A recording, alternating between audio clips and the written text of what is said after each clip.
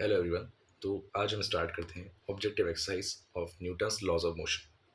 इस एक्सरसाइज में हम बेसिक क्वेश्चन से लेके कंप्लीट और लेवल अप क्वेश्चन तक लेके जाएंगे और इसको कंप्लीट कर देंगे। सो लेट्स स्टार्ट। इसमें हम स्टार्ट कर रहे हैं टॉपिक वाइज क्वेश्चन, जो कि कहाँ से हैं? Forces, inertia, impulse, momentum and Newton's laws of motion से। So let's start. पहला क्वेश्चन है, when a train stop suddenly, passenger in the train feel an instant jerk in the forward direction because अब यहाँ कुछ options भी दे रखे हैं. The back seat of suddenly pushes the passenger forward. The inertia of rest stop the train and take the body forward. The upper part of a body continue to be in state of motion, whereas the lower part of the body in contact with the seat remain at rest. Nothing can be said due to the insufficient data. तो इसका right answer क्या होगा कि पहली बात, ये बात क्या हो रही है कि जब भी ट्रेन स्टॉप होती है, सडनली स्टॉप होती है, तो जो हम पैसेंजर होते हैं, सवारी होती है, अब जब कभी बार हम ही बैठे होते हैं तो हमें एक फोर्स फील होता है आगे की तरफ और हम आगे की तरह मूव कर जाते हैं। तो ऐसा क्यों होता है? वो इसलिए होता है कि जो कभी कभार जो हमारा अपर पार्ट है शायद वो अभी भी मोशन में हो, लेकिन हमारे जो लोअर पार्ट है वो सीट के साथ कॉन्टैक्ट में होता है और जो सीट है वो रेस्ट पे आ चुकी है। मतलब कि सर, क्या ये ऑप्शन नंबर 3 आपका आंसर है? यस। लेकिन ये किसका एग्जाम्पल है? ये एग्जाम्पल है इनर्शिया ऑफ मोशन का। Inertia of motion, inertia of motion का है ये, बहुत ही अच्छा एग्जाम्पल है, कई बार आपको समझाया भी गया है उसमें। Next, a man getting down from a running बस फॉल्स फॉरवर्ड बिकॉज, कि जब आप कभी भी बस से उतर रहे हो, वो भी ऐसी बस से नहीं, चलती बस से, आपने कई बार बस में सफ़र करा होगा तो आपने देखा होगा कुछ लोग चलती बस पे से उतर के एकदम थोड़ा सा चलते हैं, फिर उसके बाद रुकते हैं। कोई डायरेक्ट अगर कूद जाए तो उसके साथ क्या होगा? तो इसने ये भी बोला है कि वो getting down, man is getting down from a running बस फॉल फॉरवर्ड बिकॉज, अब वो इसलिए वापस से सेम चीज़, जो उसकी बॉडी का जो लोअर पार्ट आएगा, यानी कि जो उसकी फीट आएंगी, अगर वो ऑन रोड आ रहे हैं तो वो अभी भी क्या है, रेस्ट पर है, लेकिन जो अपर पार्ट है वो क्या है, मोशन में है। Same, it is also the good example of inertia of motion. अच्छा, लेकिन इसका वो क्या होगा, ऑप्शन क्या होगा? तो इसके एक बार चारों ऑप्शन देख लेते हैं। Due to inertia of rest, road is left behind and man reaches forward. नहीं। Next, due to inertia of motion, upper part of a body continue in rest continue to be in motion in forward direction while feet come to rest as soon as they touch the road. Yes, ये है एकदम जब वो अपने feet से road को touch करेगा तब उससे क्या हो चुका होगा कि जो लोअर पार्ट है उसका वो तो रेस्ट पे आने की कोशिश करेगा, लेकिन अपर पार्ट अभी तो मोशन में रहेगा। So this is the right answer. और भी दो ऑप्शन और दे रखे हैं। He lean forward as a matter of habit, एक और दे रखा है of the combined effect of all three factor state 1 2 3। नहीं, इसका राइट आंसर है second, due to inertia of motion. ये इनर्शिया ऑफ मोशन का एक बहुत ही अच्छा एग्जाम्पल है। Next, Newton's first law of motion describe the following: energy, work, inertia. So क्या वो वर्क एनर्जी को दिखाता है? नहीं। क्या वो वर्क को दिखाता है? नहीं। क्या वो इनर्शिया को दिखाता है? यस। मोमेंट ऑफ इनर्शिया को दिखाता है? नहीं। ठीक। ये बहुत ही एक बेसिक क्वेश्चन है जो एक 9th क्लास के बच्चे को भी आना चाहिए। तो ये मैं सोच के इस पर कोई एक्सप्लेनेशन नहीं दे रहा हूँ कि सर ये कोई खास इसके बारे में कोई अच्छी एक्सप्लेनेशन हो, तो ऐसे कोई खास एक्सप्लेनेशन नहीं है इसको लेके, सिर्फ नॉर्मल सा एक फैक्ट है कि इनर्शिया को समझाता है। Next, particle is moving with a constant speed along a straight line path, force is not required to, force किसके लिए रिक्वायर्ड नहीं है? Particle is moving with a constant speed along a straight line path, ठीक है, a force is not required to increase its speed या फिर decrease the momentum. अगर आपको उसकी स्पीड इंक्रीज करनी है तो फोर्स लगाना पड़ेगा। मोमेंटम को डिक्रीज करना है तो भी फोर्स लगाना पड़ेगा। डायरेक्शन को चेंज करना है तो भी लगाना पड़ेगा। Keep it moving with a uniform velocity, इसके बारे में सोच सकते हैं। कैसे सोच सकते हैं? कांस्टेंट स्पीड और कांस्टेंट डायरेक्शन जो है, और ये कब है? In the absence of external force, in the absence of, लिख देता हूं खाली,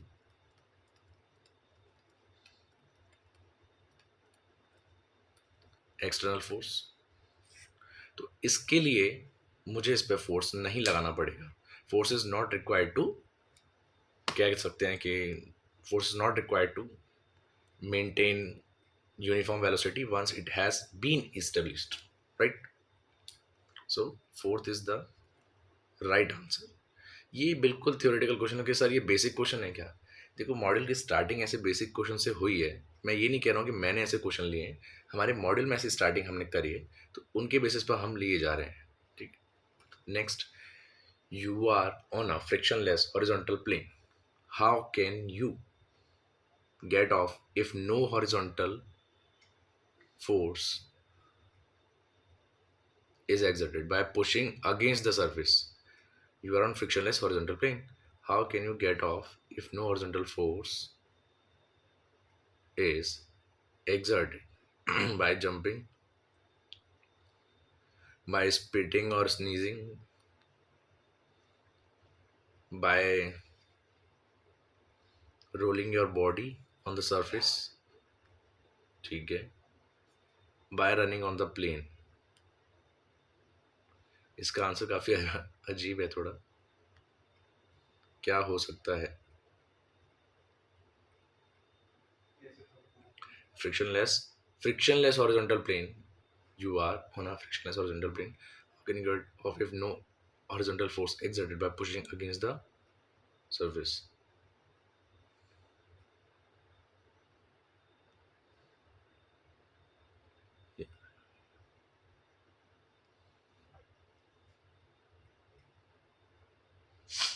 वैसे इसका answer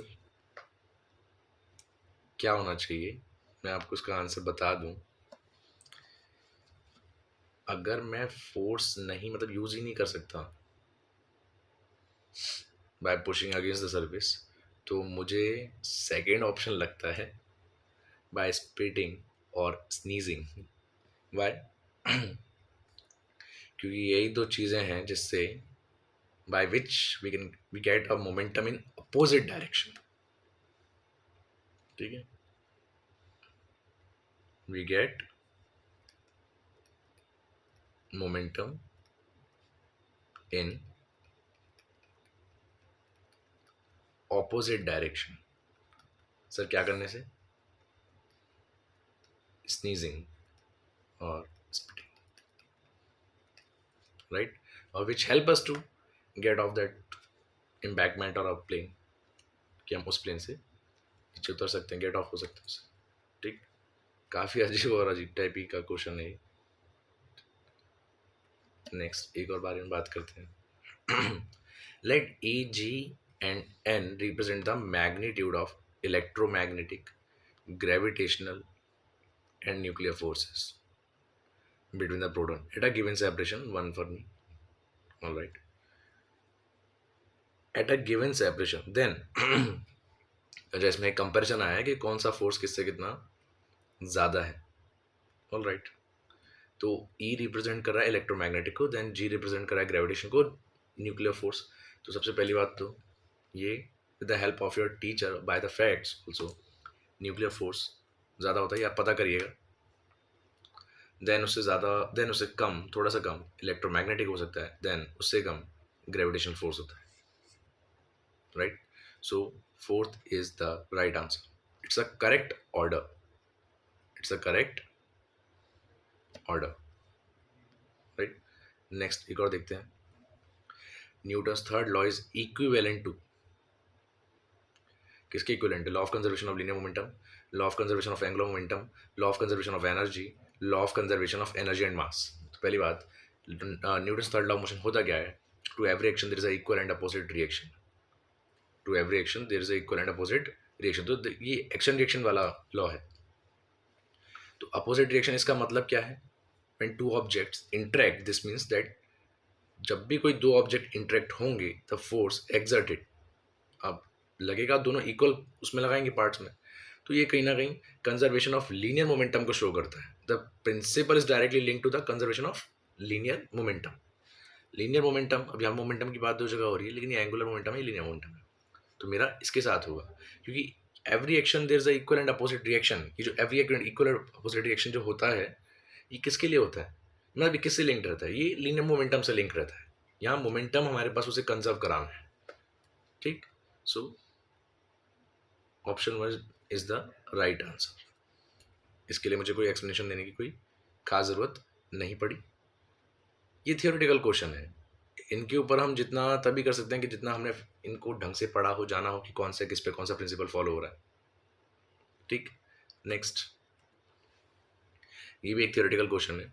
a cannon after firing recoil due to conservation of energy, backward thrust of gas produce, Newton's third law of motion, Newton's first law of motion. तो cannon after firing recoil, recoiling के जितने भी example होते हैं किस में दिखाए जाते हैं, किस में बताए जाते हैं, ये बताए जाते हैं Newton's third law of motion में, यानी third is the right option. Every reaction there is equal and opposite reaction. याद करो मैंने इससे पहले एक बुलेट वाला एग्जाम्पल भी लिया था, ये तो मैं कैनन वाला एग्जाम्पल ले रहा हूँ, जिसमें से अब अगर हमारे पास कैनन फायर कर रही है तो वो जब आगे की तरफ फायर करेगी तो पीछे की तरफ उसको एक फोर्स एक्सर्ट होगा, तो it's a reaction force, right, it's a reaction force. ये एक फोर्स आगे की तरफ तो एक फोर्स पीछे की तरफ, तो ये किस में आया था, third law of motion. Third law of motion काफ़ी इजी टाइप क्वेश्चन। ठीक, इसमें हम ऐसे क्वेश्चनों के बारे में बात क्यों नहीं कर रहे हैं कि हमारे पास इतने थ्योरेटिकल क्वेश्चन है, कभी ऐसे क्वेश्चंस को सर इग्नोर क्यों नहीं कर रहे? जस्ट अ माइंड प्रैक्टिस, आप इसको माइंड प्रैक्टिस की तरह कंसिडर करिए। नेक्स्ट, चलो कोई तो न्यूमेरिकल आया, अब इस पे बात कर सकते हैं। A ball weighing 10 gram hit a hard surface vertically with a speed of 5 meters per second, all right, and rebound with the same speed. The ball remain in contact with the surface for 0.01 second. The average force exerted by the surface on the ball, ball का wait दे रखा है, surface को बहुत hard hit कर रहा है, कितने की स्पीड से कर रहा है, 5 मीटर पर सेकेंड, वापस 5 मीटर पर सेकेंड से वापस भी गया है। द बॉल अभी भी the ball remain in contact with the surface for 0.01 second. Ball में और सरफेस में कितनी देर का कॉन्टैक्ट हुआ है, तो भैया 0.01 सेकेंड का हुआ है। पहले लिख लेते हैं, जो भी उसने दे रखा है हमें सारी चीज़ें यूज़ करनी पड़ेंगी। तो पहली बात तो सर इसमें ये किसके बेसिस पर है ये क्वेश्चन, तो यहाँ पे हम बात करेंगे मोमेंटम को लेके, या कहूँ तो चेंज इन मोमेंटम को लेके, चेंज इन मोमेंटम, यानी कि p final minus p initial, यानी कि m v minus m u, right, m v minus m u. अब मैं मास कॉमन ले लेता हूँ, तो delta P is equal to mass v minus u. Mass कितना दे रखा है, 10 ग्राम, 10 ग्राम यानी कितना हो गया, 0.01 kg, यहाँ लिख लेता हूँ मैं। 10 ग्राम को हमने किस में कन्वर्ट कर लिया, kg में, तो 0.01 kg हो जाएगा वो। वेलोसिटी हमें कितनी दे रखी है, 5 मीटर पर सेकेंड, माइनस वो वापस उससे गया तो मैं माइनस का 5 मीटर पर सेकेंड लूँगा। सर ये कैसे ले रहे हो 5 मीटर पर सेकेंड, मेरे को समझ नहीं आ रहा। अगर बॉल नीचे की तरफ जा रही है तो 5 मीटर पर सेकेंड, और वापस भी आ रही है 5 मीटर पर सेकेंड, ठीक है। तो अगर नीचे वाले को नेगेटिव मान लें तो ऊपर वाले को बहुत पॉजिटिव मानूंगा, तो मैंने ऊपर वाले को लिया है 5 मीटर पर सेकेंड, माइनस नीचे वाले को नीचे का लिया है तो माइनस का 5 मीटर पर सेकेंड। यहाँ डायरेक्शन को लेके बात करी है मैंने, ठीक, तो माइनस माइनस हो जाएगा प्लस, यानी कि 10 मीटर पर सेकेंड, तो 0.01 इंटू 10, ये कितना हो जाएगा, delta P is equal to 0.1 kg metre per second. क्या ये मेरे पास आ चुका है, चेंज इन मोमेंटम। कि सर आप तो फोर्स एक्सर्टेड निकालने वाले थे, तो एक्सर्टेड फोर्स का फॉर्मूला क्या होता है, याद करो, delta p by delta t, delta p by delta t. अब delta p by delta t करेंगे तो डेल्टा पी मैंने निकाल लिया है, कितना निकाला है सर, 0.1, और डेल्टा टी कितना है, 0.01। अब आप इसको नॉर्मली सॉल्व करेंगे तो कितना आ जाएगा, 100 नीचे 10, यानी कि 10 न्यूटन, राइट। क्या मेरे पास 10 न्यूटन जैसा कोई ऑप्शन आ रहा है, 100 newton, 10 newton, second is the right option, second option is the right option. फिर से एक थियोरेटिकल क्वेश्चन है। We can derive Newton's second law and third law from the first law and second law. ये 9th का भी करा हुआ question, आप 9th के एनसीईआरटी से भी कर सकते हो, और 11th में तो वैसे ही आपको करा दिया जाता है। कि आप किस में से किसको निकाल सकते हो, third law and first law from second law. हम सेकंड लॉ से, ये एकदम सही ऑप्शन है, मेरे को देखते ही पता चल गया। फोर्थ ऑप्शन भी देख लेते हैं, all three laws are independent of each other. तो हम थर्ड लॉ और फर्स्ट लॉ को सेकंड लॉ से निकाल सकते हैं, ये एकदम राइट आंसर। ठीक, ये एक ऐसे क्वेश्चन है थ्योरेटिकल जिन पे मैं एक्सप्लेनेशन दे सके, मैं वापस से डिराइव करके दिखाऊं कि सेकंड लॉ से सर कैसे निकाल सकते हैं थर्ड लॉ फर्स्ट लॉ।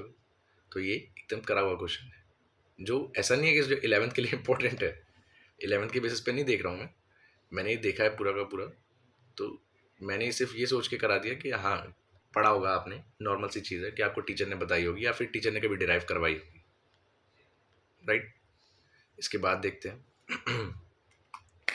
चलो, जब जब न्यूमेरिकल आते हैं तो एक अलग ही खुशी आती है कि हाँ कुछ अच्छा सॉल्व करने को मिलेगा, और जब जब ये थ्योरेटिकल क्वेश्चन आ रहे हैं मुझे दिमाग खराब होता है, अलग ही क्या फालतू का इसमें दिमाग लगाओ।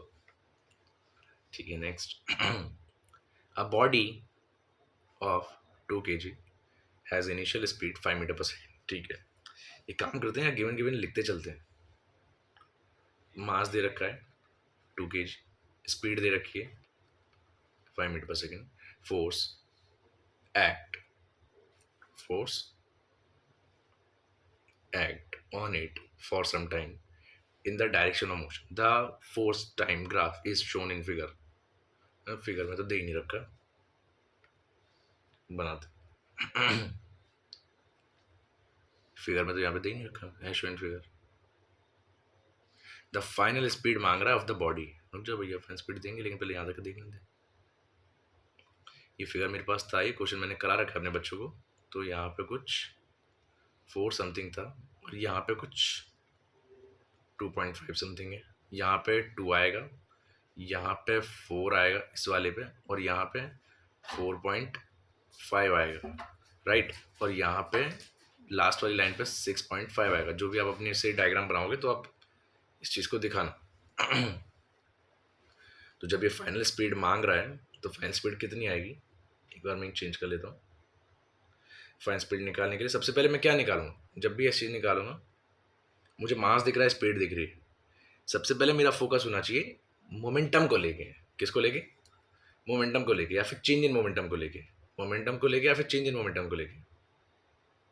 ठीक, तो let's, what is the change in momentum,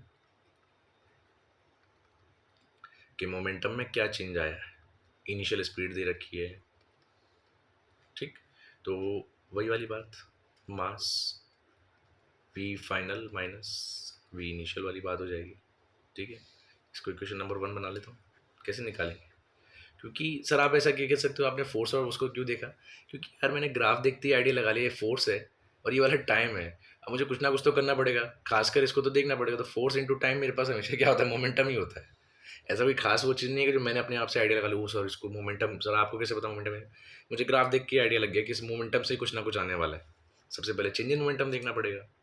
तो अच्छा, मोमेंटम भी कैसे निकालो, फोर्स इंटू टाइम में तो सर मोमेंटम होता है कहीं ना कहीं, तो एक बार देखना पड़ेगा। तो क्या निकालना पड़ेगा, area under the graph, area F T graph.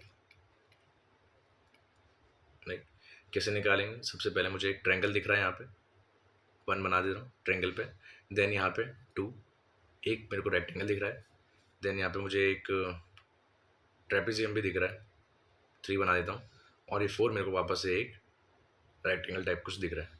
तो ट्रायंगल को ले लेता हूँ हाफ इंटू बेस, बेस कितना है उसका 2 है, मैंने लिखा है।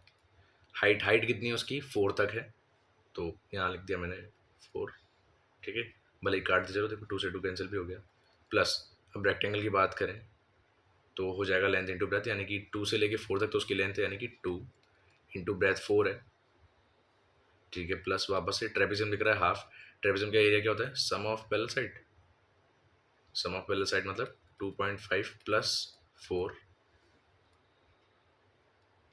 प्लस 4 इंटू, और जो उसकी, अब मानोगे कि हाइट दे रखी है, हाइट कितनी दे रखी होगी उसकी 0.5, कितनी दे रखी है 0.5, प्लस अब लास्ट का जो रेक्टेंगल दे रखा है, हम उस रेक्टेंगल को देख लेंगे। रेक्टेंगल कितना दे रखा है, रेक्टेंगल का लेंथ और ब्रेथ देख लेते हैं। तो एक तो दे रखा है मुझे तो 4.5 से लेके 6.5, यानी कि ये तो हो जाएगा 2 इंटू 2.5, राइट। एरिया को ढंग से निकालना है बस। तो एरिया को ढंग से निकालेंगे, कितना हो जाएगा, ये 4 हो जाएगा, ये 8 हो जाएगा, प्लस का ये कितना हो जाएगा, काट पीट करिए, 6.5, 6.4 टू 1.625, राइट, प्लस 2.5 इंटू 2 यानी ढाई, ढाई इंटू 2 यानी कि 5 हो गया। देन आप इस पूरे को आप क्या करोगे, ऐड करोगे, 12, 12 और 8 और 4 12, 12 और 5 17, एक 18, 18.625, 18.625, राइट। ये आया है तुम्हारा change in momentum, change in momentum, ठीक। तो ये हो जाएगा M V final minus V initial equal to 18.625। Mass से अब इसको डिवाइड कर देंगे, मास मेरे को 2 kg दे रखा था, तो V final minus V initial हो जाएगा 18.625 डिवाइड बाय मास कितना दे रखा है 2, आप इसे 2 से कट करेंगे, और वी इनिशियल को आप यहाँ पे भले ही प्लस करने के लिए भेज दो, तो ये जब आप इसे पूरा का पूरा कट कर लेंगे तो ये आ जाएगा कुछ 18.625 डिवाइड बाई 2, और यहाँ पे वी इनिशियल कितना दे रखा था 5, ये किसके बराबर है, वी फाइनल के बराबर है। 2 से कितनी बार गया, 2 9 जा 18, तो ये हो जाएगा 2 3 जा 6,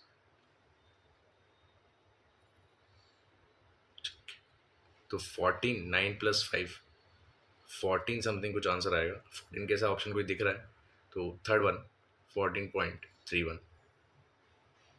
metre per second, so that is the right option. I think आपको ये चीज़ समझ में आई होगी कि हमें क्या करना है, कैलकुलेट, हमें इसका एरिया कैलकुलेट करना पड़ेगा, क्योंकि उसी से हमें, अब मुझे ऐसा आइडिया क्यों आया कि बहुत बार मुझसे स्टूडेंट पूछते हैं कि सर क्वेश्चन को स्टार्ट कैसे करें या वो कैसे करें।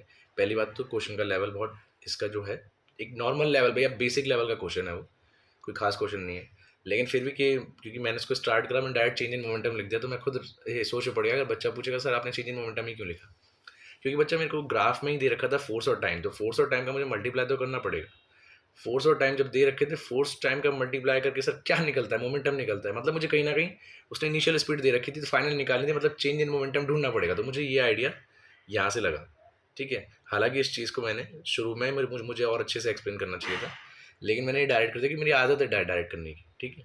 तो आई होप कि आप इस चीज़ को समझ जाएंगे, ठीक, और आगे से खुद से करेंगे, ठीक है। नेक्स्ट नेक्स्ट आगे बढ़ते हैं, एक क्वेश्चन और करते हैं, क्वेश्चन अच्छा लाजवाब सा लग रहा है। Body of mass 3 kg is acted by a force which varies as shown in graph. Again same thing. The momentum acquired.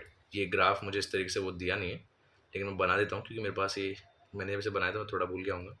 Force और टाइम का ही ग्राफ दे रखा है, ये लीजिए, ये 10 दे रखा है, ये 2 दे रखा है, यहाँ पे कहीं 4, और ये कितना था 6। ऑलराइट, अब इस वीडियो को करिए आप पॉज और खुद से ट्राई कीजिए, ठीक।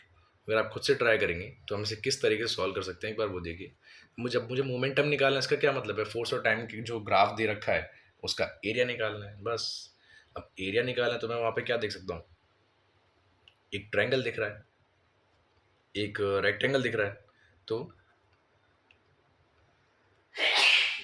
Area of F T graph, area of F T graph, तो कितना हो जाएगा हाफ इंटू बेस, बेस कितना है उसका 2, हाइट उसकी कितनी है 10, ठीक है, ये तो ये हो गया, प्लस अब इसके बारे में बात करें रेक्टेंगल की, तो 2 से लेके 6 तक लेंथ होगी इसकी 4, ब्रेथ इसकी हो जाएगी कितनी, जो ये वाली चीज़ मानूंगा फोर्स वाली लाइन 10, 4 इंटू 10, तो ये हो जाएगा 2 से 2 कैंसिल, 10 प्लस 40, और ये कितना हो जाएगा 50 न्यूटन सेकेंड, राइट।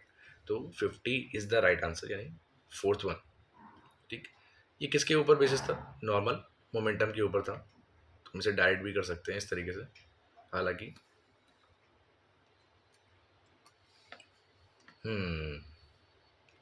ये क्वेश्चन कुछ अच्छा है। एक बार पढ़ दें। A disk of mass 1 kg keep floating horizontally in air by firing bullet of mass कितना दे रखा है? 0.05 kg. All right. Each vertically at it at the rate of 10 per second. अच्छा, एक सेकंड में 10, ठीक है। If the bullet rebound with the same speed,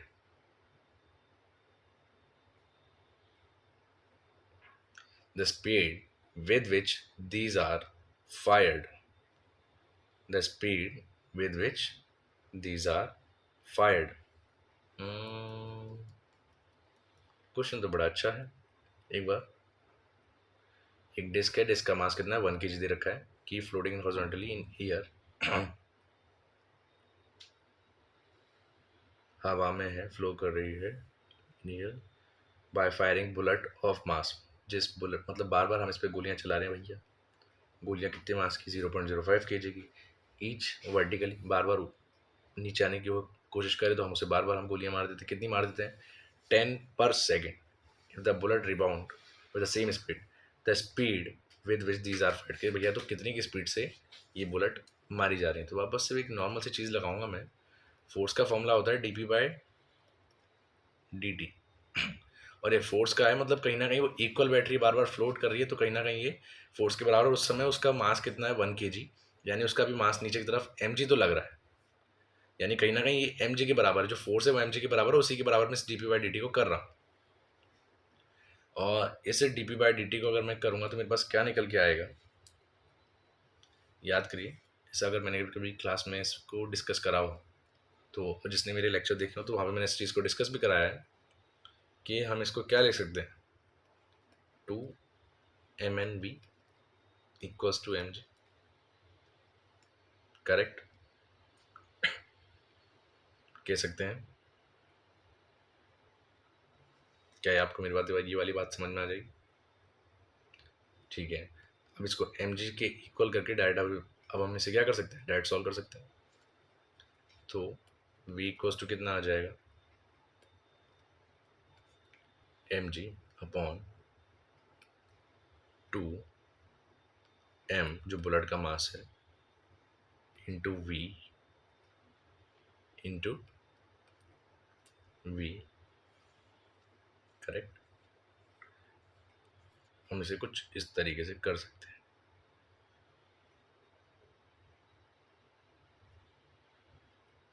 इसने बोला ना 10 at the rate of 10 per second, तो उसको लेके मैंने इस चीज़ को ऐसे लिखा। अब मास था मेरे पास 1 kg, ग्रेविटी आप लगाओगे 9.8 वाली बात, 2 मास बुलेट्स के कितने दे रखे हैं? 0.05, और रेट क्या है उनका? 10 पर सेकेंड। ठीक है भैया,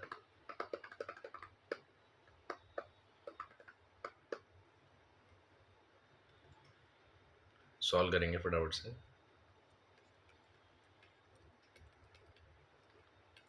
2 0 ये हो जाएंगे, ये हो जाएंगे, 2 5 10, ये भी हो जाएगा, कट जाएगा।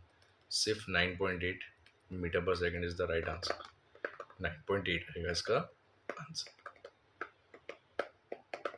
ठीक, 9.8 मीटर पर सेकेंड, यानी थर्ड ऑप्शन।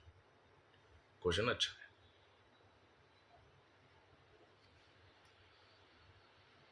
इसको एक और तरीके से कर सकते थे वैसे, खैर वैसे तो इसमें ही हो गया ये, लेकिन मैं नेक्स्ट अपने टाइम में इस क्वेश्चन का एक और वर्जन लेके आऊँगा।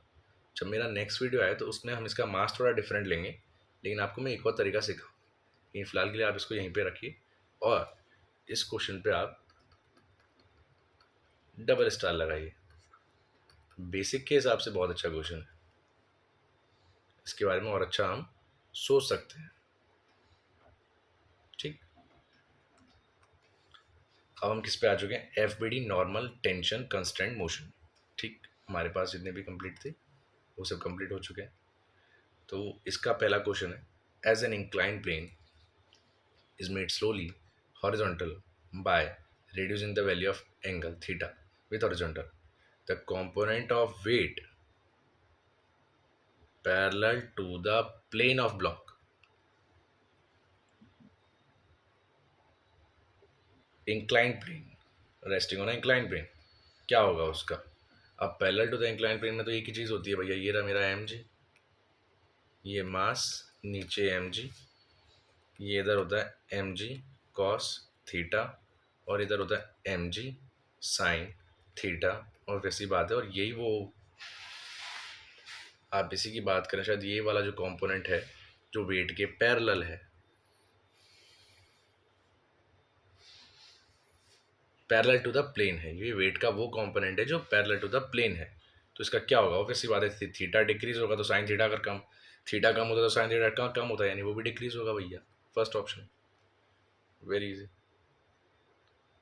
कि हमारे पास जो कंपोनेंट है वेट का, वेट क्या है मेरे पास, एम जी, वेट का वो कंपोनेंट जो इस प्लेन के पैरेलल है, प्लेन के पैरेलल तो एक ही चीज़ है, एम जी साइन थीटा है, एम जी कॉस थीटा तो परपेंडिकुलर हो जाएगा।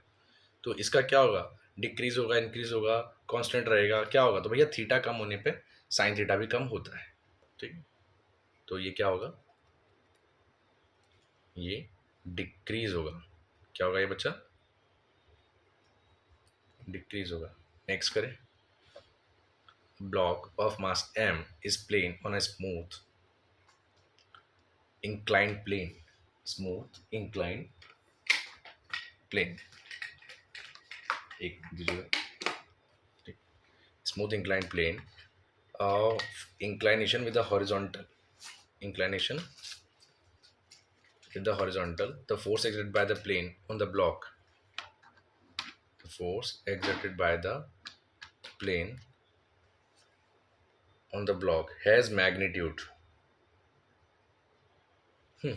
नॉर्मल लगाता है वो। अगर ये मेरे पास प्लेन है, ये थीटा है, ये एम है, तो नीचे की तरफ क्या होगा, एम जी होता है, इधर की तरफ क्या होगा, एम जी साइन थीटा होगा। अब इधर की तरफ क्या होगा, एम जी कॉस थीटा होगा। ये कह रहा है जो प्लेन है ये ब्लॉक पे कितना लगाएगा, भाई ये नॉर्मल लगाएगा, और उस टाइम पे नॉर्मल मेरा किसके बराबर होगा, एम जी कॉस थीटा के बराबर होगा। Correct, that is the right option. आप इसको डाइट कर सकते हैं। एक और देखिए, क्वेश्चन नंबर 16, क्या दे रखा है इसमें, two forces of 6 Newton 3 Newton. वैसे ये तो तुम्हें खुद ही कर लेना चाहिए। क्या पूछा है उसने, frictionless surface, what is the force acted on 2 kg block bye 1 kg।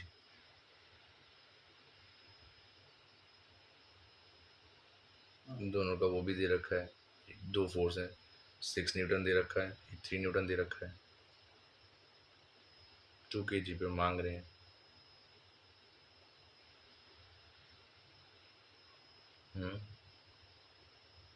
तो हम इसे क्या करेंगे, इसने बोला है तो वैसे कर लेते हैं।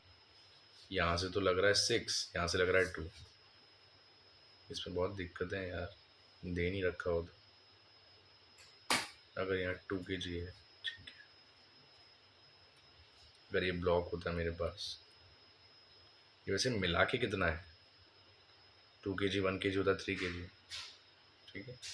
तो ये हो जाता 6 - 3, पहले एक्सलेशन निकाल रहा हूँ, 6 - 3 इक्वल्स टू m, तो ये हो जाएगा 3। मास भी कितना होगा, 2 + 1, क्योंकि मास कितना है ब्लॉक्स का, एक 2 kg एक 1 kg है, तो ये भी कितना होगा 3। तो एक्सलेशन कितना हो जाएगा 1, एक्सलेशन तो 1 मीटर/सेकंड आ रहा है, सेकंड स्क्वायर आ रहा है। अब इसके बारे में देख लेते हैं भैया, ये ब्लॉक है, ये बोल रहा है what force exerted on 2 kg by 1 kg। भाई 1 kg तो इस पर नॉर्मल फोर्स लगा रहा होगा, और इधर से कितना लग रहा होगा, 6 न्यूटन लग रहा होगा, और इधर की तरफ एक्सलेशन होगी। तो मैं क्या लिख सकता हूँ, 6 - normal force equals to M A. M कितना है 2 kg, एक्सलेशन कितना है 1, ठीक।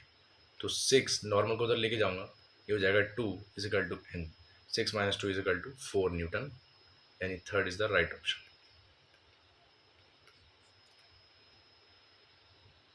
सही है.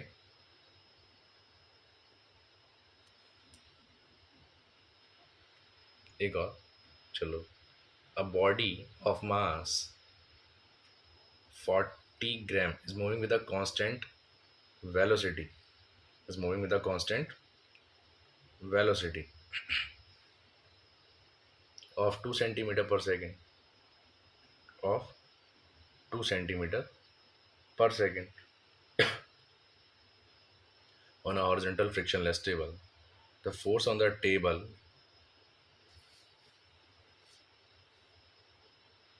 is the force on the table is zero dyne आएगा क्या? कांस्टेंट वेलोसिटी के साथ जा रहा है. दिमाग में तो ऐसा लग रहा है भैया कोई एक्सलेशन दे ही नहीं रखा है, कोई एक्सलेशन नहीं रखा है, लेकिन धीरे धीरे करेंगे बच्चा, ऐसे बात बनेगी नहीं, बात ऐसे बनती ही नहीं है.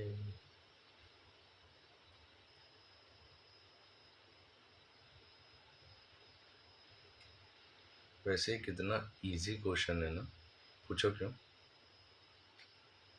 तुम सोच रहे हो कि सर इसका तो मूव कर रहा है, मैं भी अभी थोड़ी देर के लिए कंफ्यूज हो गया.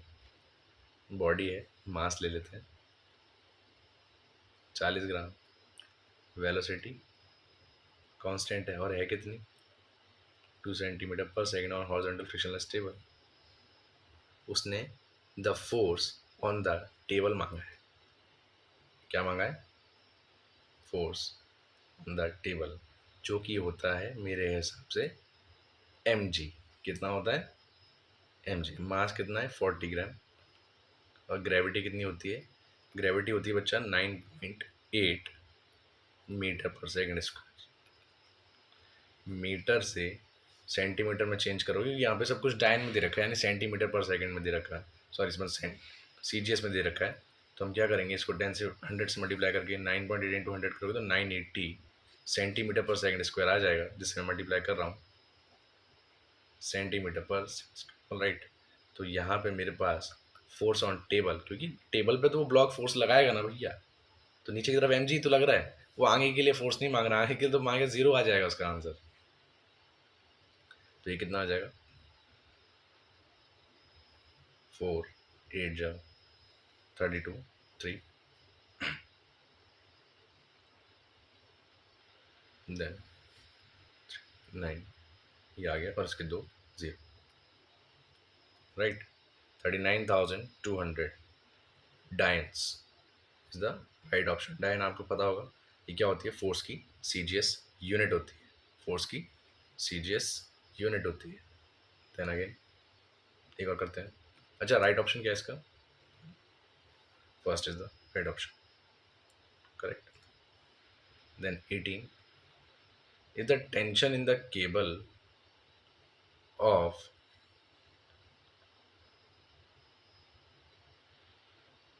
1000 kg elevator is 1000 kg weight, the elevator is accelerating upward, accelerating downward, maybe at rest or accelerating, maybe at rest or in a uniform motion. Last option तो ये दे रखा है, लेकिन क्यों, रीजन भी तो पता होना चाहिए. रीजन वैसे बहुत अच्छा है इसका, निकाल सकते हैं. उसका क्या कितना दे रखा है, देखो केबल दे रखी है, उससे 1000 एलिवेटर होगा भैया, इसे लेके चलते हैं, इस केबल को ले लेते हैं. If the tension the cable of 1000 kg elevator is 1000 kg, यानी kg वेट की बात कर रहे हैं. ठीक, हम वेट की बात करेंगे. वेट को बेटा हम mg कहते हैं, वेट को हम mg कहते हैं. तो यहाँ पे मास तो दे रखा है 1000, ग्रेविटी से और मल्टीप्लाई कर देंगे 10, ये हो जाएगा 10,000 न्यूटन, करेक्ट है. तो हमारे पास टेंशन कितना हो जाएगा, ठीक है. टेंशन तो मैं ऊपर की तरफ मान रहा हूँ, वेट मैं नीचे की तरफ मान रहा हूँ. सपोज करो ऊपर की तरफ जा रहा है ये, तो मैं क्या लिख सकता हूँ इसको, tension minus weight equals to m correct. तो ये टेंशन तो मेरे पास दे रखा है 1000, वेट मेरे पास हो जाएगा, कितना हो जाएगा 10,000, और यहाँ मास हो जाएगा मेरे पास, मास कितना है 1000 इंटू ए, राइट। ये कितना हो जाएगा 10,000 में से 1000 के तो माइनस के 9,000 डिवाइड बाय 1000, ठीक। क्या हो जाएगा 9,000 divide by 1000 equal to A equal to कितना हो जाएगा माइनस का 9 metre per second square, correct है। तो इसका आंसर होना चाहिए नीचे की तरफ एक्सेलरेट कर रहा है वो, the elevator is accelerating downward, क्योंकि मैं ऊपर लेके तो सॉल्व कर रहा था तभी तो नीचे की तरफ माइनस आया है। अगर ऊपर की तरफ लेके सॉल्व कर रहा हूँ और उस मेरे आंसर में माइनस आ रहा है, इसका मतलब एक्सेलरेट तो डाउनवर्ड कर रहा है वो, ठीक है। सो एक्सेलरेटिंग डाउन, यार मेरा एक्सेलरेटिंग डाउनवर्ड आ रहा है इसका आंसर। अब क्या करें बैठ के,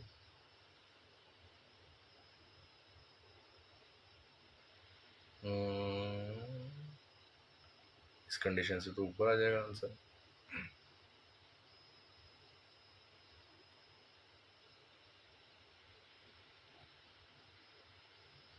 लेकिन इसका राइट आंसर क्या होना चाहिए,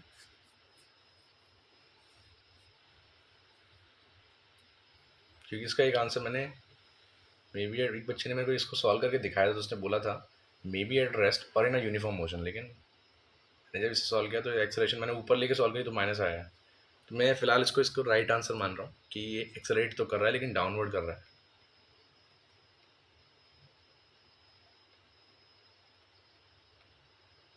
राइट। चलो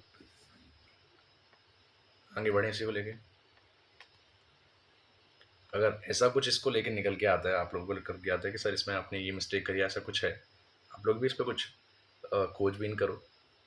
तो जब आपको ये वीडियो मिले तो वहाँ पे इसको एक कमेंट पिन आउट करके उसमें एक डालना कि सर यहाँ पे आपने मिस्टेक करी, लेकिन मेरे को लग नहीं रहा क्योंकि मिस्टेक है, ठीक है। लेकिन मैं इसलिए कन्फ्यूज कि मेरे एक बच्चे ने इसे सॉल्व करके मुझे दिया, तो उसने मेरे को ये कंक्लूजन कर दिया था कि सर ये शायद रेस्ट पर यूनिफॉर्म मोशन पे है, तो मैंने ध्यान नहीं दिया उस पर। चल कोई नहीं, लाओ नेक्स्ट क्वेश्चन करते हैं, क्यों फालतू में हम इस पर करें। नेक्स्ट क्वेश्चन क्या है, एक बार वीडियो को पॉज करके सारे क्वेश्चन ऐसे ना करें कि एक ही जना हम सारे क्वेश्चंस को करे जा रहे हैं। हम इस पर क्या करेंगे, सारे क्वेश्चंस को जवाब करो तो पहले वीडियो पॉज करें, देन उसके बाद आगे बढ़े, ठीक ना। क्या होता है हमारे पास कि हम एक अच्छा सॉल्यूशन नहीं बना पाते, हम डिपेंडेंट हो जाते हैं वीडियोस पे, सॉल्यूशन पे। पहले आप खुद से करें सारे सॉल्यूशंस को, ठीक।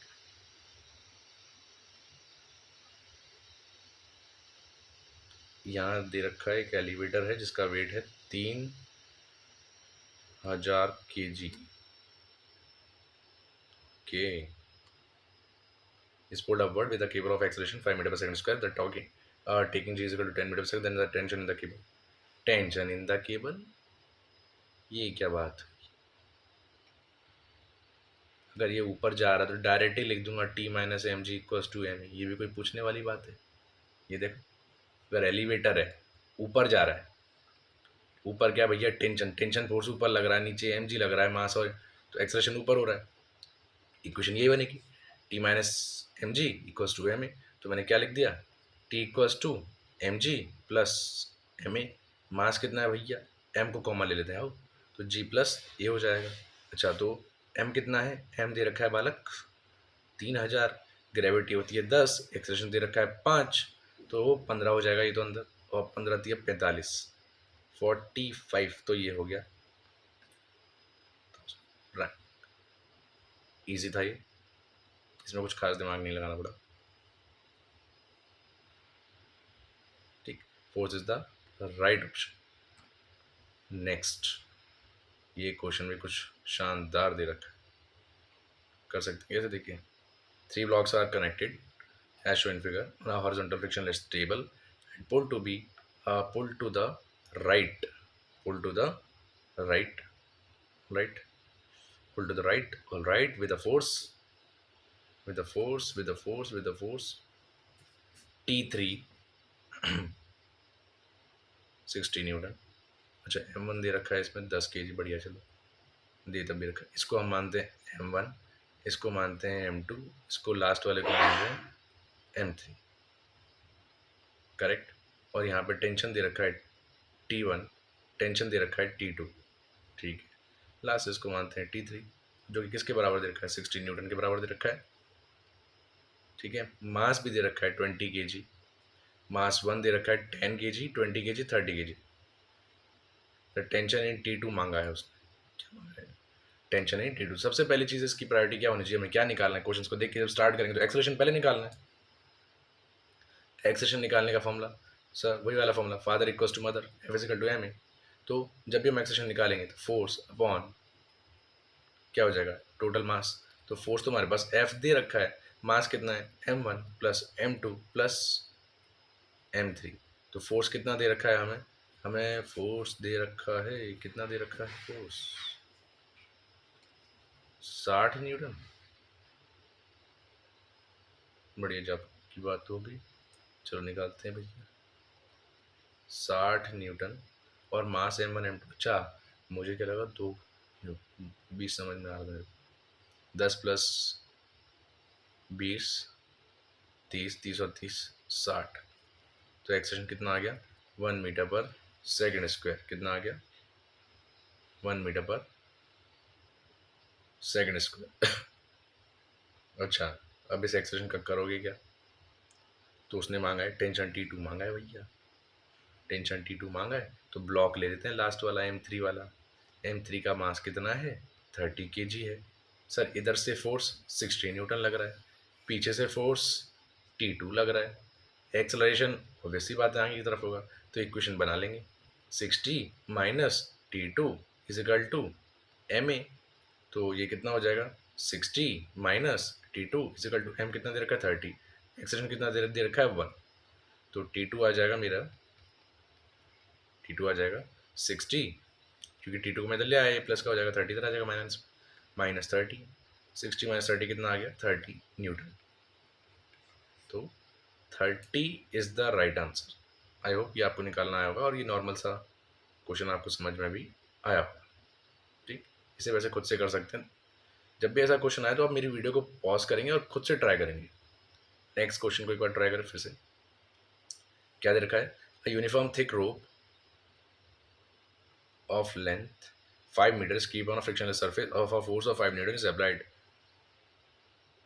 or to one of its end. Okay, find the tension in the rope at 1 meter, in the rope 1 meter from this end। वैसे काफ़ी इजी क्वेश्चन, इसका आंसर डायरेक्ट 4 न्यूटन मैं कर सकता हूँ, लेकिन सर फिर भी फॉर्मूला क्या लगाओगे, कुछ नहीं लगाऊंगा, F is equal to M A लगाऊंगा, और क्या लगाऊंगा। एक ही फॉर्मूला बचा है एक्सेलरेशन को निकालने के लिए, फोर्स अपॉन मास लिखूंगा। फोर्स कितना है, 5 न्यूटन है, मास कितना है भैया पता क्या, ठीक। ये एक्सप्रेशन हो गया मेरे पास, क्या हो गया, ये एक्सप्रेशन हो गया। अब कोई भी रस्सी है किसी भी 1 मीटर पर लगाया जा रहा है, तो कहीं पर भी अगर मैं नाप लूँ कि मेरी बात हो रही है, तो उसके लिए मैंने जब बात करी तो वहाँ पर क्या टेंशन होगा, तो ये पूरी 5 मीटर की नहीं ली मैंने, लास्ट के जो एक बोल रहा है ना, in the rope at 1 metre from this end, वहाँ के लिए बात कर रहा हूँ। तो मैं कह रहा हूँ इंटेंशन लगाया होगा, फोर्स लगाया होगा, एक्सलेशन तो यही होगा। तो क्या हो जाएगा, इसकी इक्वेशन बन जाएगी F minus T equals to M A, equals to M. सही है, तो यहाँ मैंने जैसे ही रखूँगा F minus T equals to, ये कितना आ जाएगा m, और एक्सलेशन कितना आ जाएगा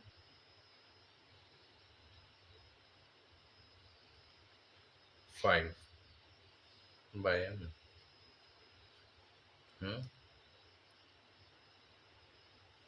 ही आना चाहिए। अब से कहीं मिस्टेक हुई है क्या? हम्म, एक मिनट एक मिनट एक मिनट एक मिनट, क्योंकि मैंने सही किया तो एकदम करेक्ट है। मैंने 5/m करा।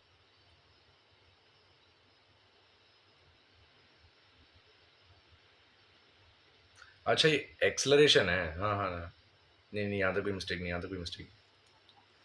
ठीक है, तो ये तो मेरे पास ही इक्वेशन आ जाएगी। आप सब सोचोगे कि सर एम से एम काट दूं मैं, ना ना ना ना, ऐसा नहीं करना मुझे, क्योंकि एक्सप्रेशन को मैंने निकाल रखा है। और एक्सप्रेशन कितना आया है, मेरा आया है,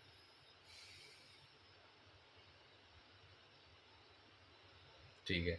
हम एक चीज़ और निकालना भूल गए, वो मैं निकाल लेता हूँ पहले यहाँ पे, पहले हम उसको लेके बात करते हैं। तो टोटल मास था 5, टोटल लेंथ है उसकी 5 मीटर का लेंथ, उसका मास होगा कुछ एम। तो एक के लिए बात करेंगे तो कितना हो जाएगा मास उसका, मास पर यूनिट लेंथ, मास पर यूनिट लेंथ। और ये कितना हो जाएगा, ये हो जाएगा मेरे पास m/5 kg, m/5 kg। तो जब भी मैंने लगाया तो पहले मुझे ये लगाना चाहिए था, F - T = जो मास दे रखा है वो हो जाएगा m/5 और इंटू में a। ये मेरी इक्वेशन बन जाएगी 1। ठीक, अब क्योंकि पूरी का तो मास यही था, बाकी मैंने एक्सेलरेशन की वैल्यू एकदम सही रखी है। अब भले ही आप इस पर लगा के देख लो, अब फोर्स कितना लग रहा है, देखो 5 न्यूटन लग रहा है, टेंशन टी है। अब ये क्या हो जाएगा, तो मास मेरे पास हो गया m/5, और यहाँ कितना दे रखा है 5/m। तो m से m कैंसिल, 5 से 5 कैंसिल, तो 5 - t = 1। टी को इधर भेजोगे, 1 को इधर भेजोगे, तो 5 - 1 = t हो जाएगा। यानी कितना हो जाएगा, 4 न्यूटन। कितना आना चाहिए इसका आंसर, 4 न्यूटन, करेक्ट है। तो 3 इज द राइट ऑप्शन। ठीक, अगर आपको समझ में नहीं आया तो फटाफट फटाफट में वापस से करा देते, एक मिनट देखो, फिर से कराता हूँ क्योंकि हम थोड़ा सा बीच में भटक गए थे। देखिए, सबसे पहले अपन क्या निकालेंगे, मास पर यूनिट लेंथ, जो कि कितना आएगा, टोटल मास m है, 5 मीटर की रेंज है, तो हम क्या करेंगे, m/5 kg कर लेंगे। ये मास पर यूनिट लेंथ आ गया। अब जो जो भी रस्सी दे रखी है भैया, इसके लिए हम क्या करेंगे, यहाँ पे अगर टेंशन टी लग रहा है तो आगे फोर्स F लग रहा होगा, आगे एक्सेलरेशन भी लग रही होगी। ठीक है, तो यहाँ पे ये हो जाएगा। तो हम क्या लिखेंगे, एक्सेलरेशन किधर भी होगा तो F - T = ma। ठीक है, अब एक्सेलरेशन कैसे निकालते हैं, एक्सेलरेशन के लिए हमने क्या करा था, F = ma करा था। ए निकालने वो ए निकालने के लिए मुझे एम से इसको डिवाइड करना पड़ा था, और फोर्स कितना था 5, मास कितना था एम। तो ये मेरी एक्सेलरेशन भी आ गई थी, मीटर/सेकंड स्क्वायर। ठीक है, तो मैंने एफ रखा, F - T, और मास रखा m/5, और एक्सेलरेशन रखा 5/m। तो ये आपस में कट कुट आगे 1 हो गया, सब कुछ क्या हो गया, 1 हो गया। फोर्स कितना था 5, -t = 1। अब टी निकालूंगा तो वापस से क्या हो जाएगा, टी निकालूंगा तो ये 1 इधर आ जाएगा माइनस के लिए, टी तो चला गया, तो 5 - 1 कितना हो जाएगा, 4 Newton, 4 Newton. So 4 Newton is the right answer. I hope आपको ये पार्ट समझ में आया होगा। खैर, क्वेश्चन अच्छा है। नेक्स्ट क्वेश्चन करते हैं। A boy of mass 40 kg, boy of mass 40 kg is hanging from the horizontal branch of a tree, of a tree. The tension in his arm is minimum when the angle between the arm is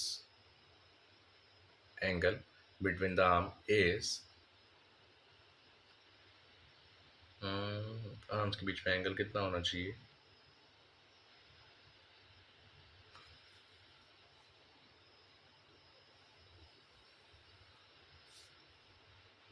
minimum से minimum चाहिए ना। तो θ = 0 degree रखो ना, क्या दिख रहा है, थीटा 0 पे सब कुछ 0 है, मतलब मिनिमम तो 0 पे ही आ जाएगा। ये कोई खास क्वेश्चन नहीं था कि जब भी हमारे पास वो आएगा तो हमारे पास किस टाइप से आना चाहिए, तो डायरेक्ट आप निकाल सकते हैं। मास 40 किलो का है, पर टेंशन टेंशन कब आएगा, जब थीटा 0 डिग्री होगा। ये मैंने एक बार अपने बच्चों को नोट्स में कराते कराते भी कराया था। नेक्स्ट, ये क्या है, 10 rupees coin are put on top of each other on table. Each coin has mass m kg. Then the force then the on the seventh coin force on the seventh coin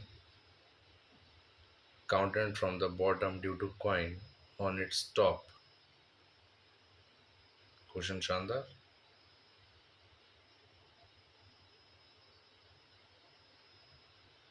और यहाँ पे दे भी रखा है 3 mg 5 mg 2 mg.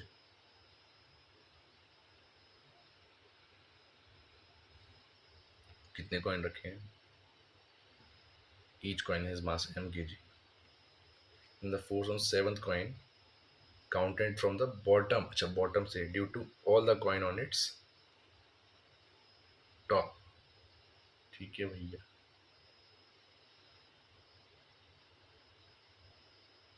अच्छा मैं अभी इसमें क्या कंफ्यूज हुआ, मैं इसमें कंफ्यूज ये हुआ कि 10 रुपीज़ कॉइन पढ़ रहा हूँ मैं इसे, जबकि 1 रुपीज़ कॉइन. सॉरी. ठीक. 10 भी 1 रुपीज़. कितने हो गए? 1 2 3 4 5 6 7 9 10. अब ऐसे करके ना मान सकते हैं ये मैंने कुछ कॉइन्स रखे हैं. ठीक. तो पहली बात वो counted from the bottom due to all the coins. Each coin has mass m. Then the force on seventh coin. मैं नीचे से काउंट करूँगा तो 1 2 3 4 5 6 7 मतलब यहाँ पे कहीं पहुँचूंगा. 8 9 10 हो जाएगा तो यहाँ पे कहीं. तो पहली बात तो 10 - 3 हम बात कर रहे हैं, 10 - 7 यहाँ पे हम बात करें सिर्फ 3 कॉइन्स को लेके बात करेंगे. ठीक है. 3 कॉइन्स का है तो 3 mg लग जाएगा भैया फोर्स. साफ सीधी बात है. ठीक है. हमें इसमें ये देखना पड़ेगा कि हम काउंट कहाँ से कर रहे हैं, ऊपर से नीचे कि नीचे से ऊपर. नीचे से ऊपर करेंगे तो सिर्फ इस कॉइन के ऊपर 3 ही तो कॉइन लगे हैं. एक का मास mg, तो 3 कॉइन का मास हो जाएगा 3 mg. ठीक. First is the right option. ठीक. Next. A tug of war, each of two team apply 1,000 Newton force at the end of rope, which is found to be in equilibrium. The tension in the rope is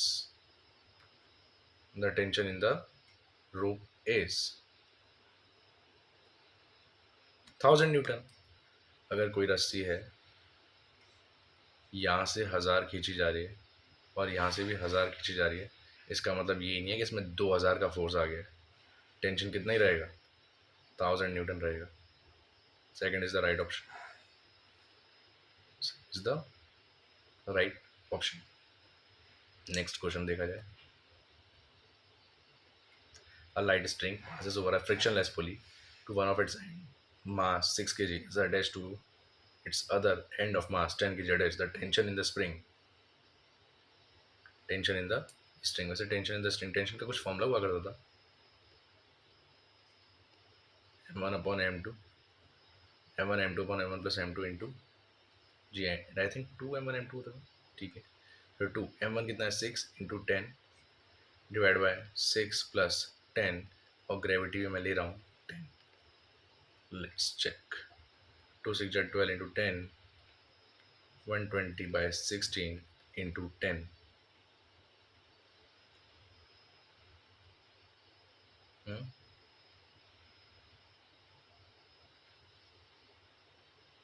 कितना answer चाहिए? तो कहीं ना कहीं गड़बड़ हो रहा है. चलो 2 8 जा 2 5 जा 2 4 जा.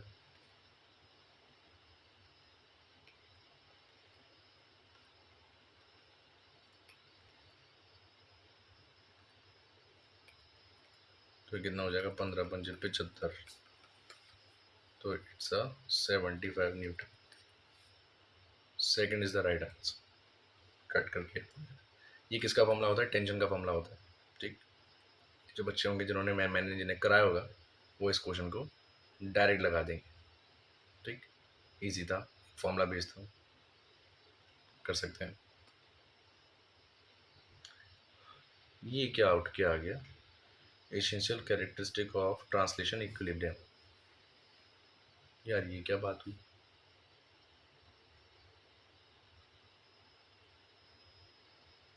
Essential characteristic of translation equilibrium, acceleration zero कर दो उसकी। ओए ऐसा ऑप्शन भी है देखो, it's momentum is equal to zero, it's acceleration is equal to zero.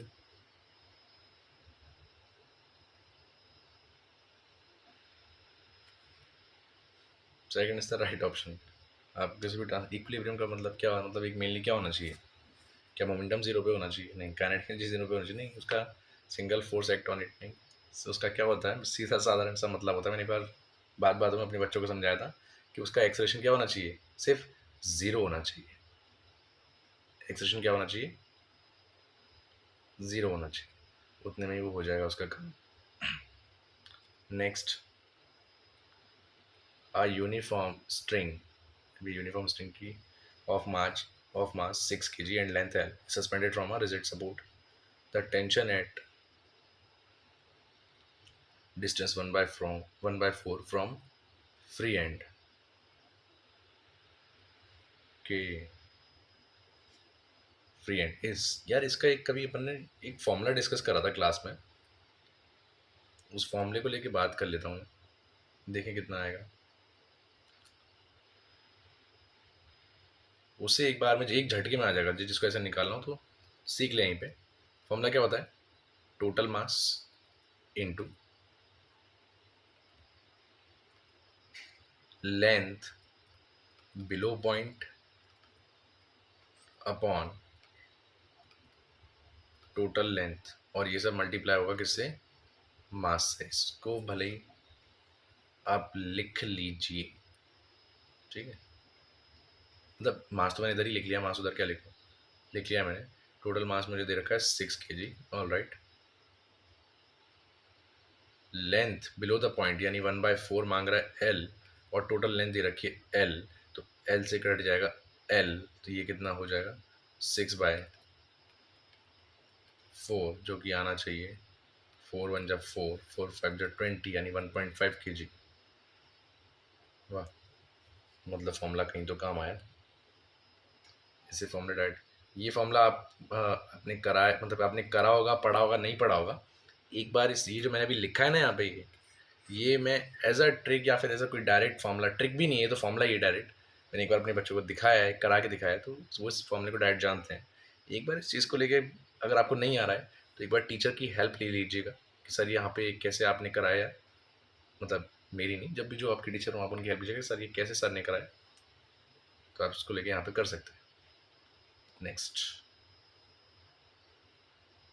Question number 28। चलो आज 30 का टारगेट तो रखते हैं, 30 क्वेश्चन तो करके चलते हैं। A block of mass 0.2 kg suspended from the ceiling by a light string, ठीक है। Second block of mass 3.3 kg suspended from the first block of the string. The tension in the two string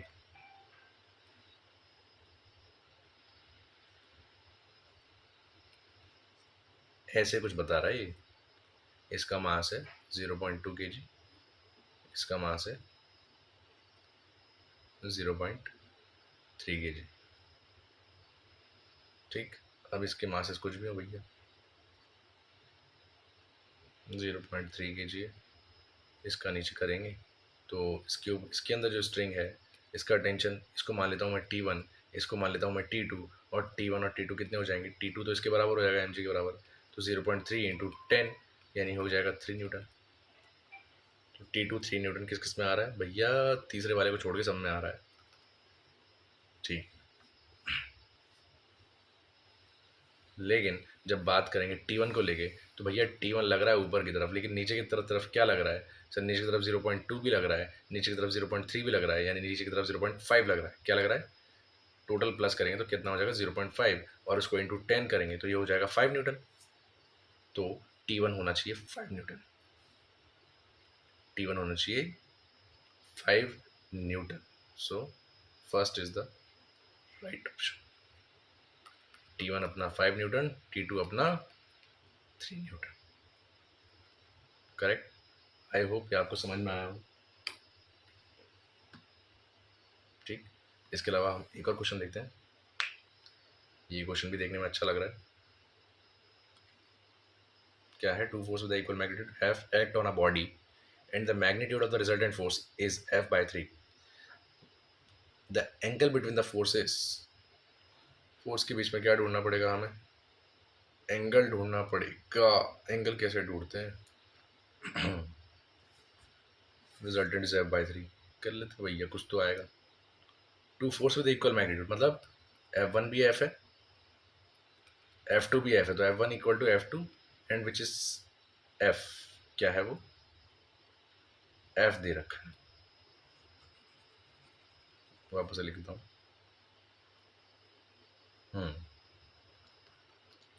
F1 equal to F2 और equal to क्या दे रखा है मुझे? F दे रखा है. अब रिजल्टेंट का स्क्वायर याद करो, वेक्टर में पढ़ा है. F1 का स्क्वायर, F2 का स्क्वायर, 2F1 F2, और ये हो जाएगा मेरे पास cos थीटा. तो मैं इसको अंडर रूट में ले जाकर मुझे कैसे भी कर सकता हूँ, इसको कुछ खास नहीं. तो ये हो जाएगा, और रिजल्टेंट क्या दे रखा है? F/3 का स्क्वायर. तो मैंने F/3 का स्क्वायर लिखा, और ये कितना हो जाएगा?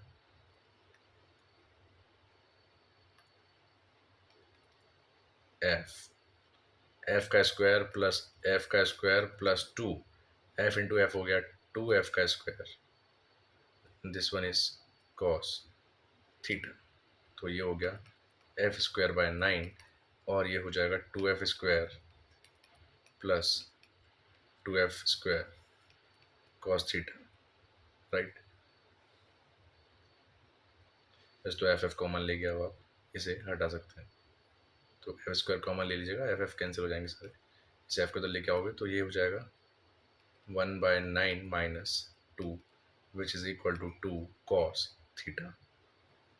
तो ये हो जाएगा अपने पास 9 to 18 माइनस, तो हो जाएगा माइनस का 17/9 इक्वल टू 2 cos थीटा. 2 को या 9 से मल्टीप्लाई करेंगे हो जाएगा माइनस का 17/18 इक्वल टू cos थीटा.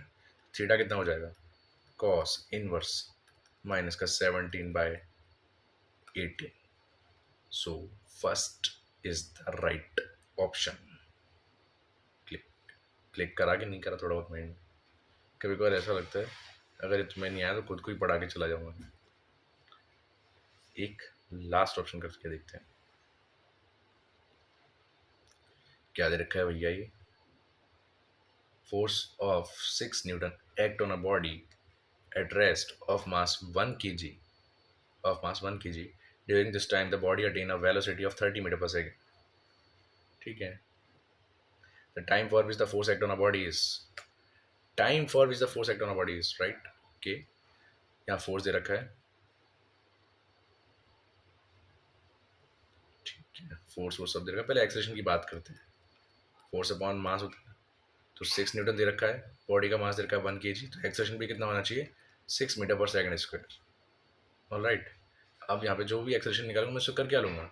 उसने बोला था time for which the force act on our body is. तो भैया इतनी देर में तो 30 मीटर पर सेकंड पे आ चुका है. तो टाइम निकालने के लिए मैं क्या करूँगा? v is equal to u plus 80 कर लूँगा. पहले तो ये रेस्ट पे था, तो 30, फाइनल वेलोसिटी तो 30 दे रखी है, तो 30 इज इक्वल टू एक्सेलरेशन कितना दे रखा है? 1, और टाइम हो जाएगा, सॉरी एक्सेलरेशन कितना दे रखा है? 6. तो टाइम कितना हो जाएगा? 30/6 and which is equal to t. तो 6 इक्वल टू क्या हो जाएगा? 5. t is equal to 5 second. मैंने सिंपली क्या करा? एक्सेलरेशन को निकाला और इक्वेशन ऑफ मोशन की जो फर्स्ट इक्वेशन होती है v is equal to u plus 80 में पुट कर दिया. Correct. So 5 is the right answer. ठीक. एक क्वेश्चन और कर सकते हैं क्या? When the constant force is applied to a body, it move with a constant uniform. अगर कांस्टेंट फोर्स लगाया जा रहा है बॉडी पे तो किससे मूव करेगी?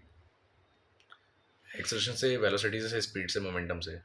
कि भैया फिर वो एक्सेलरेशन से मूव करेगी. कांस्टेंट यूनिफॉर्म, वो यूनिफॉर्म एक्सेलरेशन के साथ मूव करेगी. First is the right option. कर सकते हैं, इजी रहेगा. ठीक है. तो हमारे कितने क्वेश्चन हो गए अभी? हमारे पास हो गए हैं 31 क्वेश्चंस कंप्लीट.